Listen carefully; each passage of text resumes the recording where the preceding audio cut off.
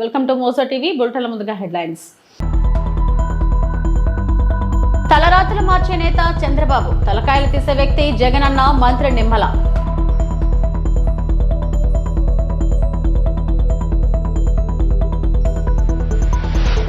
రాజధాని ప్రధాన పనులను 3 ఏళ్లలో పూర్తి చేస్తాం, మంత్రి నారాయణ.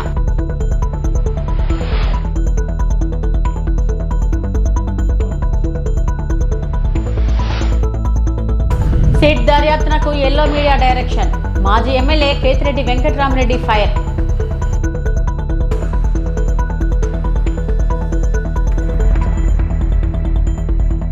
అమరావతిలో పనులు జరగట్లేదని జరుగుతున్న ప్రచారంలో వాస్తవం లేదని మంత్రి నారాయణ స్పష్టం చేశారు.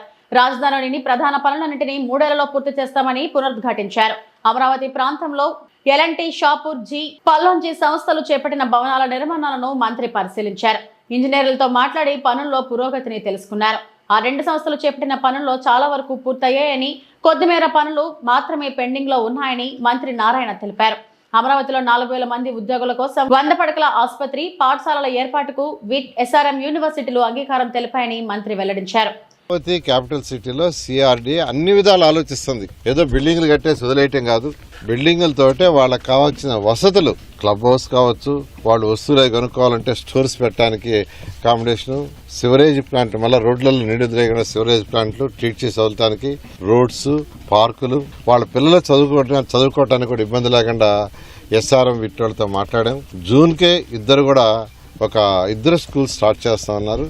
అదేవిధంగా 50-50 పెట్టి ఈ విధంగా అమరావతి క్యాపిటల్ సిటీలో రైతులకు ఏదైతే ఆ రోజు 34,000 ఎకరాలు తీసుకున్నామో వాళ్ళకి ఏదైతే మాట ఇచ్చామో 100కి 100 రూపాయలు యాక్చువల్గా 1 by 1 చేసుకుంటా వస్తాం. బహుశా ఈ నెల ఆగస్టు 15 వరకు వర్షాలు అయి ఉంటాయి కాబట్టి అవుట్ సైడ్ వర్క్ చేయడం కొద్దిగా ఇబ్బంది ఉంటుంది. ఇన్సైడ్ వర్క్ చేస్తూ వర్షం లేనప్పుడు అవుట్ సైడ్ చేస్తారు. బయట అక్కడ ఏం జరగట్లేదు, ఏమీ లేదని ప్రచారం చేస్తున్నారు. ఎవ్వరూ నమ్మొద్దు. ఎటువంటి పరిస్థితుల్లో కూడా Amaravati capital city A to Z 3 సంవత్సరాల్లో ఎటువంటి పరిస్థితుల్లో కూడా పూర్తి చేస్తామని అమరావతి క్యాపిటల్ సిటీలో ఉండే రైతు సోదరులందరూ తెలియజేస్తాం. సింగపూర్ గవర్నమెంట్ అనేది యాక్చువల్ గా అందరికి తెలిసిందే. వాళ్ళు చాలా హానెస్ట్ గా ఉంటారు, చాలా సిన్సియర్ గా ఉంటారు. వాళ్ళు పాకలాడరు. మనం ఎందుకు పిలిచామంటే వరల్డ్ మొత్తం వాళ్ళకి ఎస్టాబ్లిష్ ఉంది. వాళ్ళు ఈడకు వస్తే పెద్ద బ్యాంకుల్ని, పెద్ద కంపెనీలని ఈడకు తీసుకొస్తే అనేక మందికి ఇక్కడ ఉద్యోగాలు వస్తాయి, మన ఆర్థిక వ్యవస్థ పెరుగుతున్న ఉద్దేశంతో ముఖ్యమంత్రి గారు వాళ్ళని రిక్వెస్ట్ చేసి మాట్లాడి చేస్తే గత ప్రభుత్వం చేసిందని. ప్రజల తలరాతలు మార్చే నాయకుడు చంద్రబాబు అయితే తలకాయలు తీసే వ్యక్తి జగన్ అని మంత్రి నిమ్మల రామానాయుడు అన్నారు. తిరుపతి నియోజకవర్గంలో నిర్వహించిన సుపరిపాలనలో తొలి అడుగు కార్యక్రమంలో మంత్రి నిమ్మల పాల్గొన్నారు. నాయకుడు అంటే రక్షించేలా ఉండాలి కానీ జగన్ లా చంపే విధంగా ఉండకూడదని వ్యాఖ్యానించారు. తలకాయలైనా మామిడికాయలైనా తొక్కించుకుపోతానంటున్నాడని, మానవత్వం లేని వ్యక్తి ఒక పార్టీని నడపడం విడ్డూరంగా ఉందని ఎద్దేవా చేశారు. పారిశ్రామికవేత్తలు రాష్ట్రానికి రావాలంటే భయపడుతున్నారని, మళ్లీ జగన్ రాడు అని భరోసా ఇవ్వమంటున్నారని తెలిపారు. గ్రామానికి వెళ్ళినా ఏ గడప తొక్కినా కూడా ప్రజలందరూ కూడా చాలా బాగుంది పరిపాలన అని చెప్పి మరి ప్రజలందరూ కూడా మెచ్చుకుంటున్నటువంటి పరిస్థితి. ఈ సంవత్సరం కాలంలోనే ఇంత పెద్ద ఎత్తున సంక్షేమాన్ని కొనసాగించుకుంటూ మరి ఈ నెలలోనే లేదా వచ్చే నెలలో కేంద్రం ఎప్పుడు నిధులు వాళ్ళ వాటా మంజూరు చేసిన వెంటనే అన్నదాత సుఖీభావ కింద కూడా రైతుకి 20,000 రూపాయలు పెట్టుబడి సాయం అందించేటువంటి కార్యక్రమాన్ని కూడా మరి కేంద్రంతో కలిపి మరి ఇమీడియట్లీ అది కూడా శ్రీకారం చుట్టబోతూ ఉన్నాం. అదేవిధంగా రేపు ఆగస్టు 15వ తేదీ నుంచి మహిళలు మరి ఉచితంగా ఆర్టీసీ బస్సు సౌకర్యం కల్పించబోతూ ఉన్నాం. అంటే ఇంత పెద్ద ఎత్తున సంవత్సరం కాలంలోనే ఆర్థిక పరిస్థితి సహకరించకపోయినప్పుడు కూడా ఇంత పెద్ద ఎత్తున సంక్షేమ కార్యక్రమాలు చేయడంతో పాటు మరొక పక్క అభివృద్ధి కార్యక్రమాలు కూడా. ఎందుకంటే మీరందరూ కూడా చూస్తూ ఉన్నారు, ఏదైతే మరి ఆ రోజు అమరావతి కాదు 3 ముక్కలు అన్నాడు. మరి ఆ 3 ముక్కల్లో ఏ ముక్కలైనా సరే ఒక్క ఇటుక ముక్క పెట్టలేనటువంటి పరిస్థితి ఉంది. కానీ ఈరోజు మళ్ళీ రాజధాని లేనిటువంటి రాష్ట్రానికి మళ్ళీ అమరావతిని వేళ రాజధాని నిర్మాణం పూర్తి చేస్తూ ఉన్నాం. ఇంకొక పక్క పోలవరాన్ని ఆ రోజు ముంచేసినటువంటి పరిస్థితి. మళ్ళీ ఈరోజు ఆ పోలవరాన్ని 2027 డిసెంబర్ కల్లా పూర్తి చేసే లక్ష్యంతో ఈవేళ పనిచేసి ఇటు రాయలసీమకి అటు ఉత్తరాంధ్రకి కూడా ఆ గోదావరి వరద నీరుని ఈవేళ అందించబోతేటువంటి ప్రక్రియకి ఈవేళ శ్రీకారం చుడుతూ ఉన్నాం. ఎన్నో పరిశ్రమలు గత 5 సంవత్సరాల పాలనలో మరి విసిగెత్తి ఈయన కక్షలకి భయపడి వెళ్ళిపోయినటువంటి పరిస్థితి. ఒక లూలు కానీ, ఒక కియో ఎక్స్టెన్షన్ కానీ, ఒక అమర్ రాజా కానీ, ఒక జాకీ కానీ, ఇట్లా ఎన్నో కంపెనీలు ఏదైతే రాష్ట్రం వదిలిపోయాయో మళ్ళీ ఆ పరిశ్రమలు పారిశ్రామికవేత్తలు అందరినీ తీసుకొచ్చి మళ్ళీ రాష్ట్రంలో ఉపాధి ఉద్యోగ అవకాశాలు ఈరోజు మళ్ళీ కల్పించేటువంటి ప్రక్రియకి మనం శ్రీకారం చుడుతూ ఉన్నాం. స్టీల్ ప్లాంట్ ప్రైవేటీకరణ కాకుండా కాపాడుకోగలిగాం, రైల్వే జోన్ను సాధించుకోగలిగాం, మెట్రోలను తీసుకురాగలుగుతూ ఉన్నాం. అంటే ఇంత పెద్ద ఎత్తున ప్రజలు అర్థం చేసుకుంటూ ఉన్నారు. కష్టంలో ఆర్థిక పరిస్థితి ఉన్నటువంటి స్థితిలో కూడా, మరి ఇటువంటి స్థితిలో కూడా ఇంత పెద్ద ఎత్తున సంక్షేమం ఇస్తూ ఉంది, ఇంత పెద్ద ఎత్తున అభివృద్ధి చేస్తూ ఉన్నారు. ఇది మంచి ప్రభుత్వం అని ఈవేళ ప్రజలందరూ కూడా ఈ సంవత్సర పాలన పట్ల ఆశీర్వాదం అందజేస్తున్నారని చెప్పి తెలియజేసుకుంటూ, మరి మీ ద్వారా కూడా ఈవేళ ప్రజలకు కూడా విజ్ఞప్తి చేస్తూ ఉన్నాం. ఎందుకంటే ఈవేళ తలరాతలను మార్చేటువంటి నాయకుడికి ఈవేళ చంద్రబాబు నాయుడు గారు పనిచేస్తూ ఉంటాయి. తలకాయల్ని తీసేటటువంటి వ్యక్తిగా ఈవేళ జగన్మోహన్ రెడ్డి రాష్ట్రంలో పనిచేస్తున్నటువంటి పరిస్థితిని దయవుంచి మీరందరూ కూడా గమనించమని కోరుతూ ఉన్నాం. ఎందుకంటే మీరు చూస్తూ ఉన్నారు ఈవేళ ఇంత అభివృద్ధి, ఇంత సంక్షేమంతో రేపు 2047 కల్లా మళ్ళీ తెలుగు జాతి ప్రపంచంలో నెంబర్ 1 స్థానంలో నిలపాలనేటువంటి ఆలోచనతో చంద్రబాబు నాయుడు గారు మీ తలరాతలు మార్చేటువంటి విధంగా పనిచేస్తూ ఉన్నారు. జగన్మోహన్ రెడ్డి గారు ఒక కక్షతో, అంటే 2024లో ఈ ఆంధ్రప్రదేశ్ రాష్ట్ర ప్రజలు నన్ను ఓడించారనేటువంటి కక్ష ఈరోజు ప్రజల మీద, రాష్ట్రం మీద, తెలుగు జాతి మీద కూడా పెట్టి ఈవేళ ఈ రాష్ట్రాన్ని ధ్వంసం చేయాలి, ఈ రాష్ట్ర భవిష్యత్తును విధ్వంసం చేయాలనేటువంటి ఆలోచనతో ఎప్పటికప్పుడు కుట్రలు పన్నుతూ, అలజడులు సృష్టిస్తూ, శాంతి భద్రతలకు విఘాతం కలిగిస్తూ మళ్ళీ ఈ పరిశ్రమలు, పారిశ్రామికవేత్తలు ఈ ఆంధ్రప్రదేశ్ రాష్ట్రం రావాలి అని అంటే భయపడేటువంటి విధంగా ఈరోజు కూడా అడుగుతున్నారు పారిశ్రామికవేత్తలు. మీ రాష్ట్రంలో పెట్టుబడులు పెట్టాలని అంటే జగన్ మళ్ళీ రాడని గ్యారంటీ మీరు ఇవ్వండి అని అడుగుతేటువంటి పరిస్థితి. అంటే ఇటువంటి స్థితి వేళ జగన్మోహన్ రెడ్డి రాష్ట్రంలో కల్పిస్తున్నటువంటి పరిస్థితి. అందుచేతే అటువంటి జగన్మోహన్ రెడ్డి గారు లాంటి వ్యక్తి ప్రజాస్వామ్యంలో ఉండడానికి కూడా అనర్హుడు, రాజకీయాల్లో ఉండడానికి కూడా అర్హత లేదు. అటువంటి వ్యక్తి అవసరం లేదు ఈ రాష్ట్రానికి అనేటువంటి విషయాన్ని ప్రజలందరూ కూడా గుర్తించమని కోరుతూ ఉన్నాం. ఎందుకంటే ఎవరైనా, ఒక రాజు అయినా, ఒక పాలకుడైనా, ముఖ్యమంత్రి చంద్రబాబు నేతృత్వంలోని కూటమి ప్రభుత్వం లిక్కర్ స్కామ్ దర్యాప్తు పేరుతో ఏర్పాటు చేసిన సిట్ చట్టం ప్రకారం కాకుండా ఎల్లో మీడియా డైరెక్షన్ లో పనిచేస్తుందని మాజీ ఎమ్మెల్యే కేతిరెడ్డి వెంకటరామరెడ్డి మండిపడ్డారు. తాడేపల్లి వైఎస్ఆర్సీపీ కేంద్ర కార్యాలయంలో మీడియాతో మాట్లాడుతూ, నిత్యం ఒక కొత్త కథను అల్లి ఎల్లో మీడియా ప్రచురిస్తుంటే దాన్ని బట్టి సిట్ తన దర్యాప్తును ముందుకు తీసుకెళ్తుందని ఆగ్రహం వ్యక్తం చేశారు. కోర్టుకు సమర్పించని రిమాండ్ రిపోర్టులు కూడా ఎల్లో మీడియాలో ఒకరోజు ముందుగానే ప్రచురితం అవుతున్నాయంటేనే సిట్ ఎలా పనిచేస్తుందో అర్థం చేసుకోవచ్చని అన్నారు. చంద్రబాబుకు భజన చేస్తున్న ఎల్లో మీడియా ఆయన కళ్ళల్లో ఆనందం చూడటం కోసమే ఇలాంటి దుర్మార్గమైన కథనాలను రాసి సిట్ ను నడిపిస్తుందని ధ్వజమెత్తారు. చెప్పి ఈరోజు ఎప్పుడైతే హామీలు అమలు చేయాలనుకున్నప్పుడు వచ్చేకల్లా రాష్ట్రాన్ని అమ్మేయాలా, ఇది అమ్మేయాలా అనేది చెప్తున్నాడు. ఆల్రెడీ ఆంధ్రప్రదేశ్ రాష్ట్రాన్ని చంద్రబాబు నాయుడు, తెలుగుదేశం పార్టీ, కూటమి ప్రభుత్వం ఫార్ సేల్ పెట్టేసింది. దాంట్లో భాగంగానే మొన్న కూడా చూసినాము 1,90,000 కోట్ల రూపాయలకు సంబంధించి ఏపీఎండీసీకి సంబంధించినవి కూడా కేవలం ఒక 9,000 కోట్ల కోసం ఈ మైన్స్ అన్ని కూడా గ్యారంటీగా పెట్టే సందర్భం కూడా చూడడం జరిగింది. బాగా చూసినారు అంటే ఈ 2 పత్రికలో, ఈనాడు, జ్యోతి పత్రికలో వచ్చే కథనాంశాలు కానీ ఇవన్నీ బాగా చూసినారు అంటే 4 to 9 వరకు కూడా రాజశేఖర రెడ్డి గారు ముఖ్యమంత్రి ఉన్నప్పుడు కూడా తెలుగుదేశం పార్టీ ఎప్పుడే కానీ తన ఏం కావాలని అసెంబ్లీలో కూడా మాట్లాడడానికి ఉండేది కాదు మ్యాటర్. ఏదో ఒక మ్యాటర్ని ఈనాడు పేపర్లో పబ్లిష్ చేసేది, అది తీసుకొని వచ్చి అసెంబ్లీలో గందరగోళం చేసే పరిస్థితి ఆ రోజు మనం చూస్తున్న సందర్భం. ఈరోజు కూడా సేమ్ అదే స్ట్రాటజీనే వాడుతోంది. ఈరోజు సిట్ అనే దర్యాప్తు సంస్థ ఎవరి చేతుల్లో నడుస్తోంది అందరికీ తెలిసినదే. సిట్ రిమాండ్ రిపోర్టు కోర్టుకు సబ్మిట్ చేయదు. సబ్మిట్ చేయకముందే ఆంధ్రజ్యోతి, ఈనాడులలో కథనాలుగా వస్తుంటాయి. అది ఏ విధంగా అవుతుంది? ఒక కాన్ఫిడెన్షియల్ డాక్యుమెంటు, జడ్జి ముందర పెట్టాల్సిన డాక్యుమెంటు, ఇవి కొన్ని పేపర్లు వాళ్ళ అనుకూలమైన పేపర్లకు ఇచ్చేసి దాని మీద వాళ్ళు ఇష్టానుసారం ఒక కథనాలు చేస్తుంటాయి. ఒకసారి ఏమో అవన్నీ ఇచ్చేసినారంట, ఎలక్షన్లలో పనిచేసినారంటారు, 3,500 కోట్లకు 300 కోట్లు పనిచేసినారంట, మిగతా 2,300 కోట్లు ఎక్కడున్నాయి? ఇంతవరకు బ్యాంకులలో ఉన్న డబ్బులను సీజ్ చేశారనే ఒక పద్ధతికే చూపిస్తున్నారు తప్ప ఫలానా చోట ఇంత బల్క్గా డబ్బులు దొరికినాయి అనే పద్ధతిలో ఎక్కడా కానీ చూపించండి. ఒక నెరేటివ్ని బిల్డప్ చేస్తున్నారు. అంటే మొదటి నుంచి కూడా కింద నుంచి పై వరకు ఒకటే లైన్ తీసుకుంటారు, దాన్ని ఎస్టాబ్లిష్ చేయడానికి పదే పదే మాట్లాడుతున్న సందర్భం చూసాను తప్ప ఈ పేపర్లలో వచ్చే కథనాల ఆధారంగానే చేసుకుంటా పోతా అంటే ఇంకెవడే కానీ ఉండలేరు అనమాట. నేను ఇంతకుముందు చెప్తున్న విధంగానే జడ్జి దగ్గర ఉండాల్సిన రిపోర్టు, సిట్ కాన్ఫిడెన్షియల్గా మెయింటైన్ చేయాల్సిన రిపోర్టు ఒక వారం ముందరే ఈ 2 పేపర్లలో ఏ విధంగా వస్తున్నాయి? వీళ్ళు ఎవరైతే దోషిగా చెప్తారో అతనే పేపర్లలో వచ్చే దోషిగా చెప్తారో అదే సిట్ రిపోర్ట్లో వస్తుంది. ఇంకెక్కడుందంటారు దీంట్లో? సో ఈ సిట్కు ఏమాత్రం క్రెడిబిలిటీ లేదు. ఖచ్చితంగా పెట్టే దొంగ కేసులే. మీరు బాగా చూసినారు అంటే ఇప్పుడు ఏవైతే ఉన్నాయో ఈ లిక్కర్ సంబంధించి, డిస్టిలరీస్కి సంబంధించి ఏ డిస్టిలరీ కూడా జగన్మోహన్ రెడ్డి వైఎస్ఆర్ కాంగ్రెస్ పార్టీ ఉన్నప్పుడు మేము ఎవరు పర్మిషన్ ఇవ్వలేదే. ఆ డిస్టిలరీస్ పర్మిషన్ ఇచ్చినదంతా చంద్రబాబు నాయుడే. మరి సరే, డిస్టిలరీస్ నుంచి ఈ విధంగా అవకతవకలు జరిగినాయి, బలవంతంగా ఉన్నారు. సో దీనిలో డిస్టిలరీస్ కూడా భాగస్వాములు అయినప్పుడు వాళ్ళ మీద ఎందుకు కేసులు పెట్టలేదు? ఈ మందు సరఫరా చేసిన ఆల్ ది డిస్టిలరీస్ వీళ్ళ మీద ఎందుకు కేసు పెట్టడం లేదు?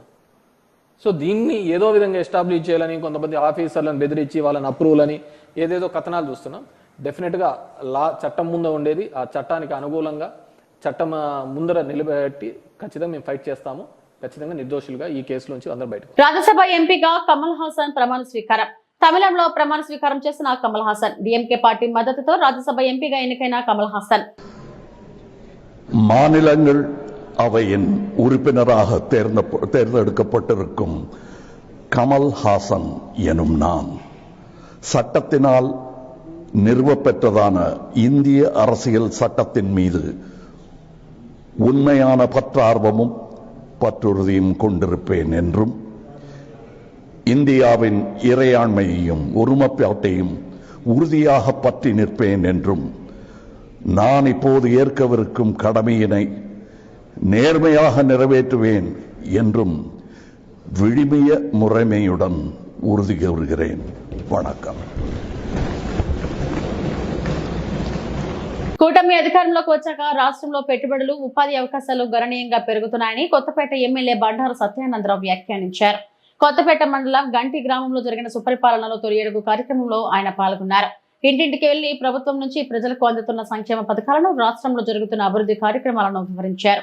పెరిగిన పింఛన్లు, ఏడాదికి 3 ఉచిత గ్యాస్ సిలిండర్లు, తల్లికి వందనం వంటి సంక్షేమ పథకాలతో పాటు రాష్ట్రంలో జరుగుతున్న అభివృద్ధిని సైతం ఎమ్మెల్యే బండారు ప్రజలకు వివరించారు. త్వరలోనే అన్నదాత సుఖీభవ, ఉచిత బస్సు సౌకర్యాలు అమలు కానున్నాయని తెలిపారు. ప్రజలతో మమేకమై వారి సమస్యలను అడిగి తెలుసుకున్నారు. ఆయా సమస్యలు పరిష్కరించాలని అధికారులకు సూచించారు. ఇంట్లో ఎవరికైనా వస్తున్నాయా? పెన్షన్ అందుతుందండి? మీకు వస్తుందా? 4000 రూపాయలు ఇస్తున్నారండి. ఓకే. దీపం పథకం 2 గ్యాస్ సిలిండర్లు పడ్డాయమ్మా. మరి పిల్లలు ఎవరైనా చదువుకున్న వాళ్ళు ఉన్నారా? మనవలదేనే? సరే అమ్మా, అయితే జరగాల్సి కూడా చేస్తారు. ఒకసారి చెప్పు. చెవులా చూపించావా? అమ్మా మరి ఏం చేయాలని చెప్పారు? సాధారణలోనా? పెన్షన్ కి అడుగుదామనా లేకపోతే ఏంటి, వైద్యానికి అడుగుదామనా? పెన్షన్ గా బుక్ చేయించి స్లాట్ పెట్టించి వెళ్ళే ముందు నాకు చెప్పండి, చెప్తాం వాళ్ళకి పెన్షన్ వచ్చే రికమెండ్ చేయమని. సరే అమ్మ తల్లి. ఇంట్లో ఎవరికైనా వస్తున్నాయా? పెన్షన్ అందుతుందండి? మీకు వస్తుందా? 4000 రూపాయలు ఇస్తున్నారండి. ఓకే. దీపం పథకం 2 గ్యాస్ సిలిండర్లు పడ్డాయమ్మా. మరి పిల్లలు ఎవరైనా చదువుకున్న వాళ్ళు ఉన్నారా? మనవలదేనే? సరే అమ్మా, అయితే జరగాల్సి కూడా చేస్తారు. ఒకసారి చెప్పు. చెవులా చూపించావా? అమ్మా మరి ఏం చేయాలని చెప్పారు? సాధారణలోనా? పెన్షన్ కి అడుగుదామనా లేకపోతే ఏంటి, వైద్యానికి అడుగుదామనా? పెన్షన్ గా బుక్ చేయించి స్లాట్ పెట్టించి వెళ్ళే ముందు నాకు చెప్పండి, చెప్తాం వాళ్ళకి పెన్షన్ వచ్చే రికమెండ్ చేయమని. సరే అమ్మ తల్లి. ఎన్టీఆర్ జిల్లా జగ్గైపేటలో న్యాయవాదుల ధర్నా. న్యాయవాదుల ప్రొటెక్షన్ యాక్ట్ ను తక్షణమే అమలు చేయాలని, జూనియర్ న్యాయవాదులకు నెలకు 10,000 రూపాయల స్టైఫండ్ ఇవ్వాలని, న్యాయవాదుల డెత్ బెనిఫిట్స్ 10 లక్షలు పెంచాలని డిమాండ్స్ తో సీనియర్ న్యాయవాది ఈవి జగన్నాథరావు ఆధ్వర్యంలో న్యాయవాదులు నిరసన కార్యక్రమం చేపట్టారు. ఈ సందర్భంగా న్యాయవాదులు మాట్లాడుతూ సహేతుక డిమాండ్లను తక్షణం అమలు చేయాలని డిమాండ్ చేశారు. ఈ కార్యక్రమంలో ఈవి జగన్నాథరావు, బద్దల వెంకటరామయ్య, పసుపులేటి సత్య శ్రీనివాసరావు, దామల సంతోష్, ఎం కృష్ణయ్య, గోనెల వెంకటేశ్వర్లు, శ్రీనివాస్ గౌడ్, గురువులు రాజవ్, రావూరు ప్రసాద్, శేషకుమారి తదితరులు పాల్గొన్నారు. రాష్ట్ర శాఖ పిలుపు మేరకు ఈరోజు ఐఏఎల్ తరఫున న్యాయవాదులకు కావాల్సిన డిమాండ్ల మీద మేము ఉద్యమం చేపట్టడం జరిగింది. దీనికి మొదటిగా అడ్వకేట్ ప్రొటెక్షన్ యాక్ట్ రావాలని, అలాగే ప్రతి కోర్టులో కూడా సరైన ఆఫీసర్లని, ఇంతవరకు చాలామంది ఖాళీలు ఉన్నాయి, పూరించాలని, అలాగే మహిళా న్యాయవాదులకి సపరేటు డైనింగ్, సపరేటు ఫెసిలిటీస్ ప్రతి కోర్టులను కల్పించాలని, తదితర న్యాయవాది కోర్టులపై మేమందరం కూడా ఈరోజు ఈ పిలుపుని IIL పిలుపు మేరకు ఈ విధంగా మేము స్పందించడం జరిగింది. కావున రాష్ట్ర ప్రభుత్వం వెంటనే ఈ న్యాయవాదులు న్యాయమైన కోరికలను తీర్చడానికి అనుమతించి తీర్చవలసిందిగా. డాక్టర్ బిఆర్ అంబేద్కర్ కోనసీమ జిల్లా కొత్తపేట నియోజకవర్గం ఆత్రేయపురం మండలం వాడపల్లి గ్రామంలో కోనసీమ తిరుమల వాడపల్లి వెంకటేశ్వర స్వామికి భక్తులు హుండీల సమర్పించిన కానుకల నుంచి భారీ ఆదాయం లభించింది. 28 రోజులకు గాను 1,52,91,193 రూపాయల ఆదాయం వచ్చినట్టు డిప్యూటీ కమిషనర్ కార్యనిర్వాహక అధికారి నల్లం సూర్యచక్రధర్రావు వెల్లడించారు. నగదు రూపంలో 12,67,800 రూపాయలు, అన్నప్రసాదం హుండీల నుంచి 26,12,993 రూపాయలు లభించాయి. అలాగే భక్తులు సమర్పించిన కానుకలో 47 గ్రాముల బంగారం, 1 కేజీ 600 గ్రాముల వెండి లభించాయి. Malaysia, USA, Kuwait, Saudi Arabia, Qatar, Nepal దేశాలకు సంబంధించి 24 విదేశీ కరెన్సీ నోట్లు లభించాయి. ఈ మొత్తం కార్యక్రమానికి పర్యవేక్షణ అధికారిగా మందపల్లి శ్రీ మందేశ్వర స్వామివారి ఆలయం assistant commissioner D Suresh Babu వ్యవహరించారు. ఓం నమో వెంకటేశాయ నమః. ఆత్రేయపురం మండలం వాడపల్లి గ్రామంలో చేస్తున్న శ్రీ వెంకటేశ్వర స్వామి దేవస్థానంలో ఈ రోజున 28 రోజులకు గాను హుండీలు తెరవగా 1,52,90,193 రూపాయలు ఆదాయంగా రావడం జరిగింది.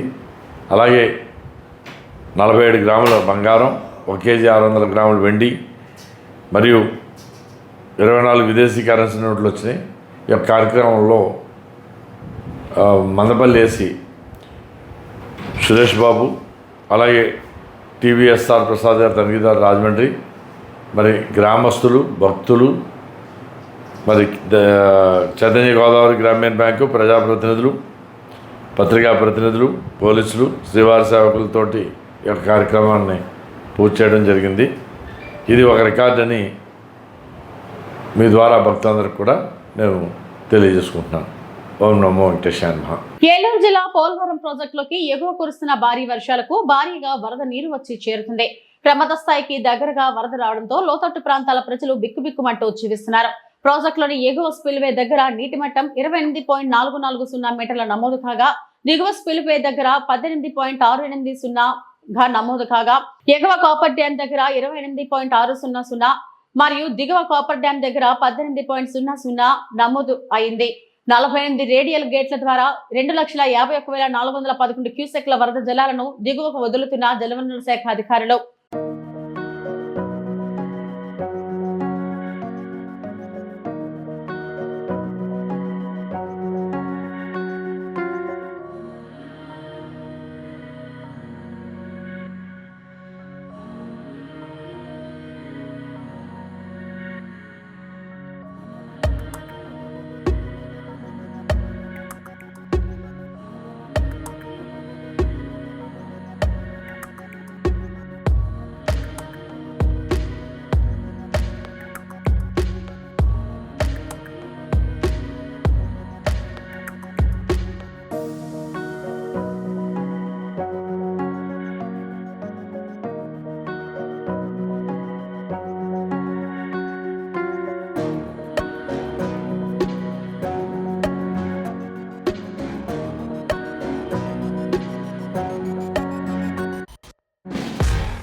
ఏలూరు జిల్లా జంగారెడ్డిగూడ మున్సిపల్ కార్యాలయంలో తెల్లవారుజామున షార్ట్ సర్క్యూట్ కారణంగా అగ్ని ప్రమాదం జరిగింది.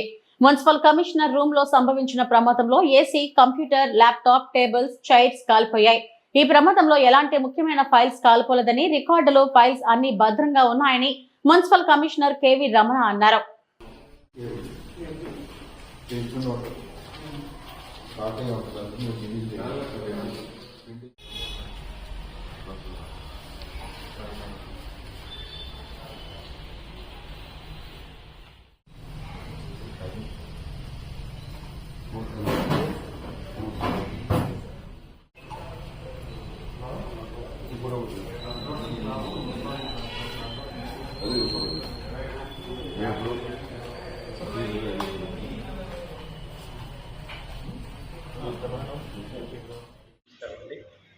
రాత్రి 2 గంటల నుంచి 3 గంటల మధ్యలో విద్యుత్ షార్ట్ సర్క్యూట్ వల్ల జంగారెడ్డి ఇంకోలోని కమిషనర్ ఛాంబర్లో ఉన్న సిస్టంతో పాటు పక్కన ఉన్న టేబుల్ అండ్ చైరు కాల్పేయడం జరిగింది. ఎలాంటి ఇంపార్టెంట్ ఫైల్స్ కాలిపోలేదని తెలియజేస్తున్నాను. ఆ హీట్ వల్ల ఏసీ కూడా పూర్తిగా కాలిపోవడం జరిగింది.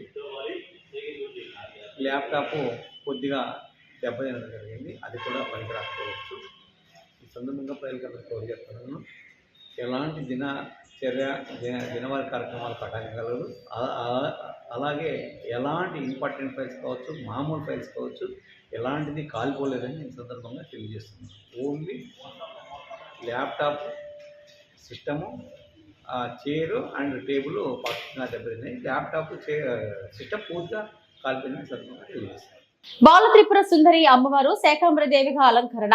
తాళ్లరేవు మండలం కోరంగి పంచాయతీ పరిధిలోని పాత కోరంగిలో గల పురాతన శివాలయంలో పవిత్ర మాస శివరాత్రి ఆరుద్ర నక్షత్రం సందర్భంగా స్వామివారికి విశేష పూజలు నిర్వహించారు. శ్రీ బాల త్రిపుర సుందరి సమేత శ్రీ కురుంగేశ్వర స్వామివారికి ఆలయ అర్చకులు కేఆర్కే సాయి ప్రసాద్ ఏకాదశ అభిషేకాలు, రుద్రాభిషేకం తదితర ప్రత్యేక పూజలు చేశారు. అనంతరం పవిత్ర ఆషాఢ మాసం సందర్భంగా శ్రీ బాల త్రిపుర సుందరి అమ్మవారిని శాకంబరిగా అలంకరించి పూజలు చేశారు. ఈ కార్యక్రమంలో అధిక సంఖ్యలో మహిళలు పాల్గొని అమ్మవారికి సామాజిక కుంకుమ పూజలో పాల్గొన్నారు. సుదూర ప్రాంతాల నుండి అధిక సంఖ్యలో భక్తులు తరలిరావడంతో ఆలయం వద్ద పండుగ వాతావరణం నెలకొంది. కోమలై శుభై తవ పూజాం కరిష్యామి ఏకబిల్వం శివార్పణం దర్శనం స్పర్శనం ఆపనాసనం అఘోర పుష్పం కర్నూలు జిల్లా అదోని మండలం 12 లక్షల విలువ కల కర్ణాటక మద్యం జేసీబీతో ధ్వంసం. అదోని ఎక్సైజ్ స్టేషన్ పరిధిలోని వివిధ దఫాలుగా పట్టుబడ్డ మొత్తం 94 కేసులలో పట్టుబడిన 2055 లీటర్లు కర్ణాటక మద్యాన్ని కర్నూలు ఏఎస్ పర్యవేక్షణలో Adoni prohibition and excise circle inspector excise సైదల్ ఆధ్వర్యంలో నర్సింపచేయడం జరిగిందని, వీటి మొత్తం విలువ 12 లక్షల రూపాయలు మరియు నాటుసారాయి 17 కేసులలో 177 లీటర్ల నాటుసారాయిని నశింపచేసినట్లు excise station CI SK J Saidul media సమావేశంలో తెలిపారు.